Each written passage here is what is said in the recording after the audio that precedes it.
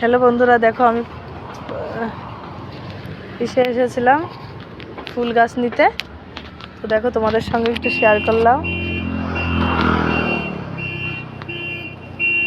দেখো তুলসী গাছ, দেখো কত রকমের গাছ আছে এখানে। এই দেখো গোলাপ, এই দেখো পাতাবাহারি, এই দেখো এই ফুলটা কি দারুণ লাগছে।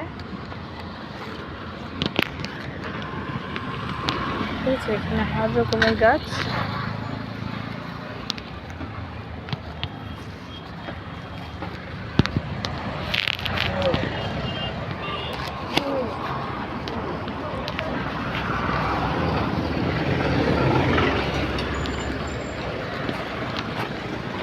অনেক রকমের গাছ আছে এখানে।